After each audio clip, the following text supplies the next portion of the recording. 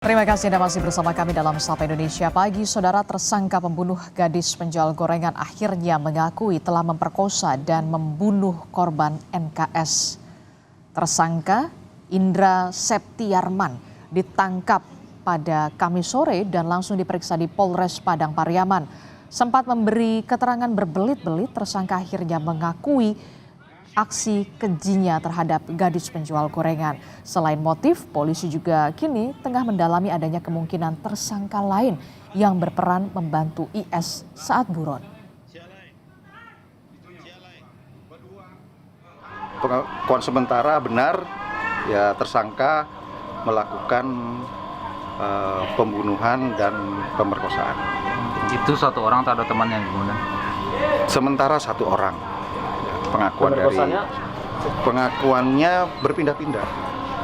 Kasusnya di rumah itu sejak kapan? Berpindah-pindah. Jadi malam ini di rumah ini, kemudian besok di tempat lain gitu. Itu di rumah anggota keluarga siapa? Rumah kosong.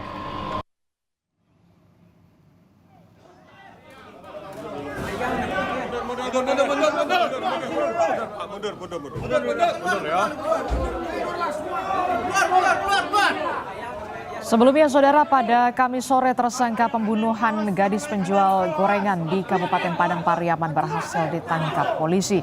Sebelum ditangkap, keberadaan pelaku ini terlihat warga memasuki sebuah rumah kosong di kawasan Pasa Galombang. Tersangka didapati polisi tengah bersembunyi di dalam loteng rumah warga. Polisi terpaksa merusak satu papan triplek plafon untuk menurunkan tersangka dari persembunyiannya. Saat penangkapan berlangsung, massa yang emosi ingin menghakimi pelaku. Polisi terpaksa melepaskan tembakan ke udara untuk menyelamatkan tersangka dari amukan massa.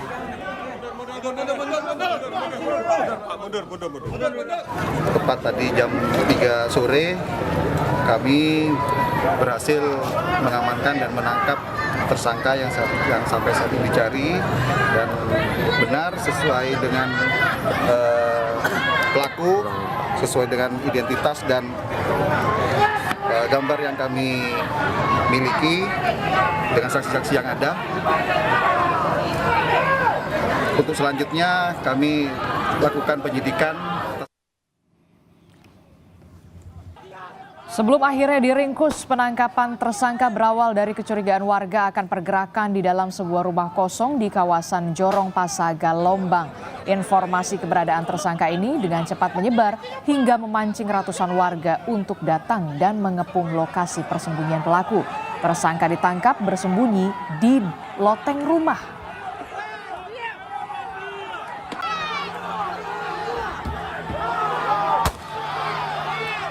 Ada teman kita duduk nongkrong sini dua.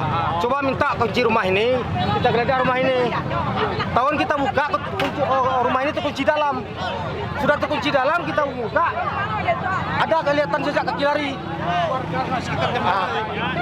Jangan sebentar inilah. Jadi kita panggil warga, terus kita gerbek rumah ini. Ternyata memang betul dari dalam. Perkembangan pasca penangkapan tersangka, jurnalis Kompas TV Rio Yohanes siap melaporkannya untuk Anda langsung dari Padang Pariaman. Selamat pagi Rio. Selamat pagi Edisti. Rio, bagaimana dengan perkembangan pemeriksaan pelaku? Informasinya apakah ada tersangka lain yang ikut terlibat? Rio. Ya, Adisti dan juga saudara, sejak tertangkap Kamis sore hingga malam dini hari itu pemeriksaan intensif terus dilakukan terhadap tersangka kasus pembunuhan gadis penjual gorengan di Kabupaten Padang Pariaman. Pihak kepolisian terus melakukan penyelidikan lebih mendalam dan mengorek informasi apakah ada tersangka lainnya terkait kasus tewasnya gadis penjual gorengan di Kabupaten Padang Pariaman ini. Dan juga pihak kepolisian juga menggali siapa orang yang terlibat dalam pelarian tersangka ini, karena memang seperti yang kita ketahui tersangka ini hampir 11 hari buron. Ya, pihak kepolisian juga sudah melakukan penyisiran di kawasan hutan. Ternyata dia bersembunyi di dalam rumah kosong. Demikian, Adisti. Oke, itu artinya sampai saat ini polisi masih terus mengembangkan penyelidikan apakah ada pelaku lain yang turut membantu dari pelarian tersangka. Nah, kalau dari pengakuan tersangka IS ini, motif melakukan pembunuhan dan juga pemerkosaan ini motifnya apa? Dendam atau seperti apa? Ya, Adisti, untuk sejauh ini memang pihak kepolisian belum menyampaikan apa motif dari tersangka ini sehingga melakukan perbuatan keji terhadap korban. Dan bagaimana perkembangan penyelidikan tadi malam itu nantinya akan disampaikan oleh pihak kepolisian pada pukul 10 pagi ini.